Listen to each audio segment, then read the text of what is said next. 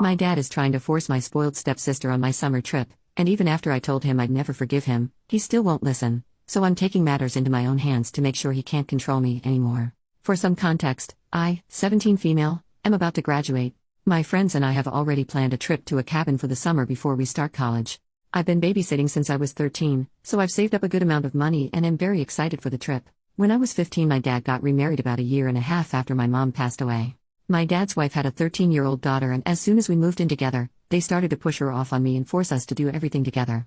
I don't like my stepsister. She's always throwing tantrums if she doesn't get what she wants. She's spoiled to the point that at my 16th birthday she got her own special cake so she wouldn't feel left out, and she also blew out the candles on my cake. And when I complained, my dad told me, "It's time to grow up. Being a sister is about sharing things." I told him I didn't have a sister, and I guess she overheard and she went on a rampage. The party was ruined. I then distanced myself more from them after that. I'm forced to either take her with me to places or stay home with her if I can't take her, or my dad or dad's wife can't watch her or don't want to deal with her. Imagine everything that I said she does with my dad and his wife onto a 15 to 17-year-old me. I was forced to take her bowling with me, and she would not stop trying to dig her hands in the part where the balls come out, and she tried running down the lane, so I had to take her home and my night was ruined. This happens a lot, but they don't care. I have tried to keep this trip a secret from her, but when I was in my room on the phone talking about it over pizza and music, I found out she snuck in and hid in the closet and was eavesdropping. She bursted out asking if she could come, and I told her no and to get out. She started stomping her feet and she ran out. My friends begged me to not invite her. My dad called me downstairs and asked if she could go because she could use a vacation, and I told him I'm not taking her. They can take her on a vacation, but I'm not watching her for almost 3 weeks alone. My dad's wife called me selfish and that my dad was paying for a portion of it anyway, and if Lily doesn't go, then I don't get to go. I told her she doesn't get a say in any of this, she's not my mom, and to stop forcing her child on me when she created what she is. Lily starts yelling at me about not being a big sister and I don't want to spend time with her. I snap and tell her I don't. She ran away crying, and my dad said he won't pay for the rest of my trip if I don't take her. So I told him if he does that I will not be talking to him anymore, nor will I forgive him for it. He said I'm being dramatic and she isn't bad. So I grabbed a bag and went to my aunt's house, my mom's sister, and told her what happened, and she said she would put up what he took away, and when I go to college, I can stay with her. I told my dad what I was doing and he blew up at me and said I was being a brat and they're my family now and not my aunt. As far as I know, she does not have any disabilities. She's been to doctors and therapy. She's just insanely spoiled, and that's how she's always gotten her way when told no. The first time I met her, everyone agreed on Mexican except her, and she was yelling in the car for 10 minutes before she calmed down by her mom appeasing her. Then she goes back on her phone texting. If she does, then that explains why she acts that way, and I can take it that she can't help it, but I still shouldn't be forced to watch her 24/7.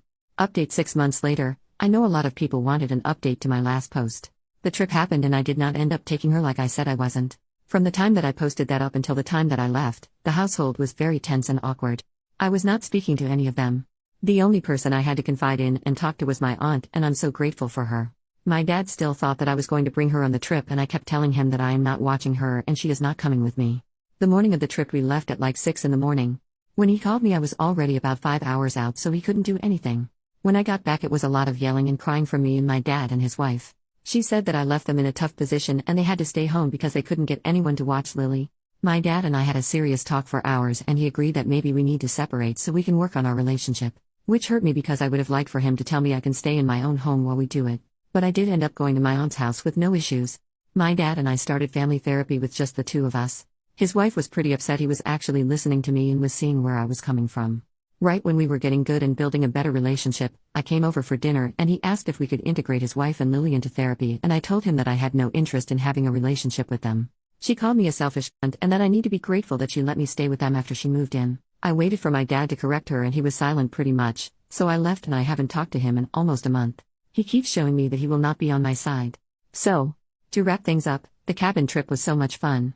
I have never felt so free from a burden. The trip was in June and we were there for almost a month. We extended it. When I was packing for school, my dad came to visit, and I guess his wife called and he had to lie about where he was because I guess she doesn't want him to see me. So I told him, we don't need to have contact right now or continue therapy because it's clear which part of his family he cares more about. I don't know what's going to become of my dad, and right now I don't care. I'm focused on school and studying to become a nurse. I don't want any negativity to ruin this experience, but I'd be lying if I said it doesn't hurt that I don't have a parent to experience this with, but my aunt says she is my surrogate mom and to share all my worries and success with her. I am currently in my first week of college and the amount of freedom I feel here is also so, well, new. I am a little overwhelmed, but I am in an honors club. I also am in a creative writing and book club, and the friends I have made are so amazing. I am currently living on campus and I have never been better mentally. I'm getting separate therapy to deal with my mom's death because that was never offered to me by my dad. My aunt has truly become a mother figure to me. Being 2 states away from her is really hard, but I can't wait for weekend visits and holiday visits. Also, another thing is that I'm going to be a godmother. My aunt was told at 22 that she would never be able to have kids, and she is currently 4 months pregnant, and I'm so excited because if anybody is going to be a good mother, I know it's going to be her. When she came to visit and tell me, I think she saw I was a little worried. I told her I am so excited and happy for her and nothing will change that, but she's the only family I have right now and don't want to get left behind like I did at home, and we cried, and she promised me that she was filling in for my mom and she will be there for the rest of my life, whether I like it or not. I am planning the baby shower and I can't wait for the baby to be here. But yeah, that's it. Thanks all for checking up on me and giving me encouraging words.